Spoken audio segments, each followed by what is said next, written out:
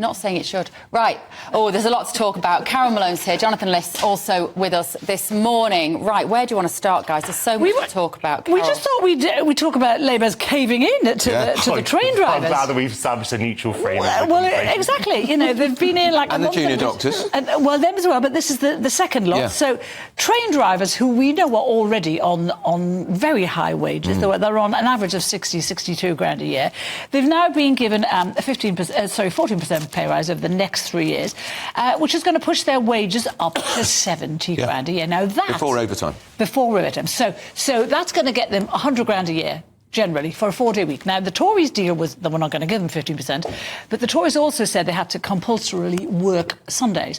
This new deal means they don't have to work any weekends at all. No strings attached. No strings attached. And also, I was in a cab this week, and a cab company has a contract with the train drivers. So when they finish their shift in London, in Paddington, whatever they finish, and there's no trains home, they get a cab paid for wherever. Cabs fares of 200, 250 quid to get them home, and then they come back the next day in the same thing. Now, to me, this is just outrageous. I think ordinary people sitting at home who are earning, working their socks off to earn a decent wage will read about this, and they read about Labour. This is happening in the same period of time as Rachel Roof has just announced they're going to take the winter fuel allowance away from pensioners, and these people on a 4-day week. We don't even need train drivers anymore. They could all be automatic. What do you mean? Well, because they could all be automatic if they wanted to be, but they'll never bring them in. So, need train drivers. So and Whelan, it really annoyed me today. He's saying, this is the ASLEF General Secretary. Yeah, ASLEF General Secretary. He said today, after 2 years of being treated with utter contempt by the Tories, we're now being listened to. Yeah, you've been listened to by, they're the paymasters of the Labour Party. So, it is just outrageous, I think, and I think people have every right to be furious about this. How is it going to be paid for? Well, it's going to be higher fares. Andrew, we can have a conversation about how governments are funded, and clearly... He could be a politician. Answer his question. How is it going to be paid for? Well, look, I'm not here to defend the Labour Party. I think that we should have more borrowing, more taxes. I think that the arbitrary fiscal rules that Reeves has set up about debt are actually going to hamstring her, and I think that it was a mistake for Labour to box itself in by refusing to countenance major tax rises. I happen to think there are all kinds of tax rises that you could make on the edges to taxing the people with the broadest shoulders, and also we have to remember... But the broadest shoulders, the people who are going to pay for this are the people who get on trains. They are not the broadest shoulders. They are working people trying to make a living. Obviously, people who use trains will have to shoulder some of the increases. That's why we have train fares in this country. But look, I think that we need to have a broader conversation about public transport in this country. Anyway, in particular, the rail network. We know that we have some of the highest price on the network in Europe. We don't have the high speed networks that most of our neighbours have. It's going to be renationalised within the next couple of years anyway, isn't it, under Labour, the train service? And it does seem complicated at the moment. It is.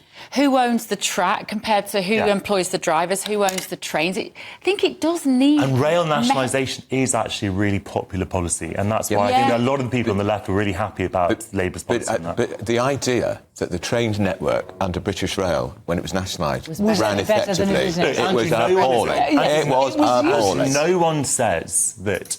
There are no halcyon days. No one says that having something owned by the state in itself makes something good. Well, the argument is can't run things. If the public owns something can be run in the public good, not in But it's not the public running something. It will be politicians setting targets, and politicians are no good at running things. Yes. They're useless. Well, they need to employ the right people. Sometimes things are well run, sometimes things aren't well run. This is an opportunity to take the profit element out of it and to deliver for the public. Right. That's the same argument we have in water companies, national utilities. Do you really think this is delivering for the public? This is doing Carole, the opposite. I think it is delivering. And, people get cross to not have strikes. People who are already well paid, very well paid for what they do, play the victim. Because, ASLEF is a big union, it can fight for its members. There are other people who are, all the union bosses all say, we're fighting for the workers, for the people who do the cleaning, for the people who work the long hours. No, they're not. They're fighting for themselves. And this is not the poorest in that union. This is people who are already Very well put. And it's really important, but we do need to have a broad conversation, a national conversation. Oh, we're not going to go into broad conversations about the non-subject. Carole, but I think it's important just to say that we do need to have a conversation about prison, whether prison works, whether prison can make things worse, what the purpose of prison is. Do you know what doesn't work, Johnson? You know what doesn't work?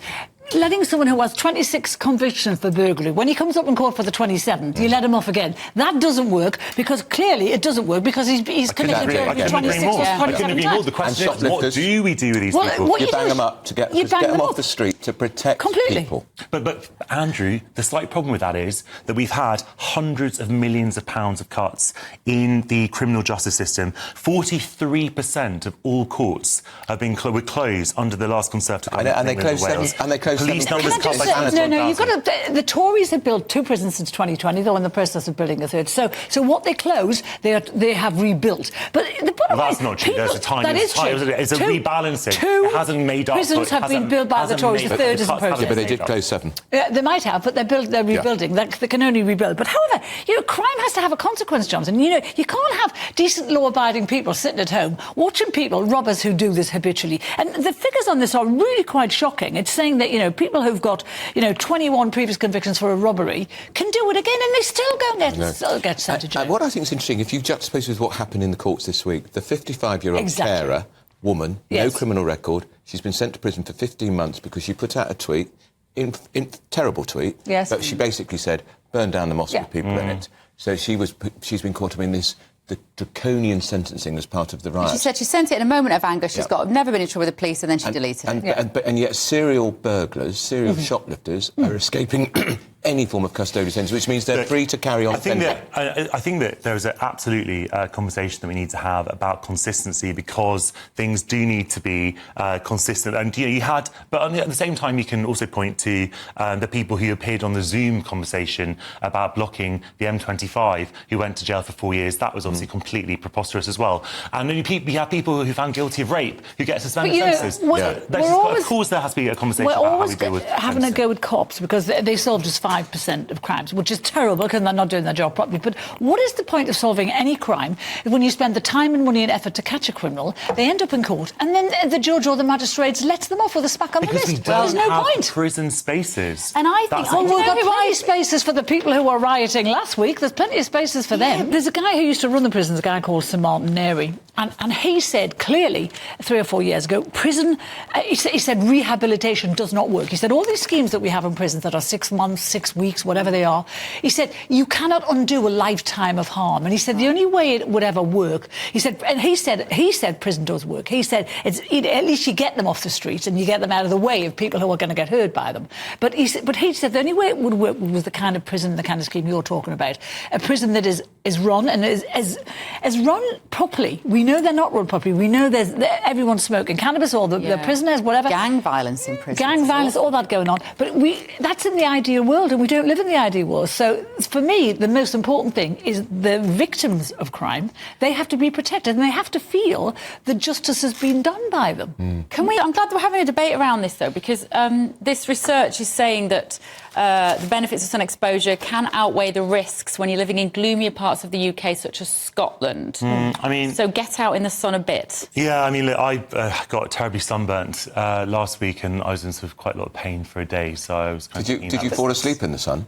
No, I just I was very English. I just thought I'd apply the sun cream on my back myself rather than asking my friends to do it for me. Right. But you got burned there. That's just idiocy. It's nothing to do with the sun. That's you being an idiot. You can't protect you from your own stupidity, Jonathan, I'm afraid. I think she's absolutely right. You should have got someone to help you. You can't do your own back. You slather on. I've been on trips with him. You put it on for me. I'd have asked you to do it. Sun vest on to there. He goes in the sea. He looks like a diver, and he's not, of course, because he can't do it. You don't let a bit of your skin. No. You are the opposite. You should be getting out there. You need a bit of vitamin D. We need a bit. I think we need vitamin D. Do you? Yeah, I take vitamin D. I think the pendulum swung a bit too much, though, on this. I mean, crikey, I used to lie out with baby oil when I was when we were kids. My mum used to say, slap a bit of lemon juice and vinegar burner on. Yeah, yeah. That'd be nice for you. Yeah. I know. What are you making? A pie or something? Well, yeah, that's what we look like at the end of the day. A burned up pie. Everything in moderation. Well, that's the point. Everything in life. And if you like, Jonathan, please don't try and put the sunblock on your back yourself. Yes, Get some help, Okay, because as Carole Malone said, Jonathan was idiotic. It's so stupid. And Don't be like me. And is the pain over? Yes, thank you. Right. And we are over. Political pain Unfortunately. continues, alas. Jonathan and Carole, thank you.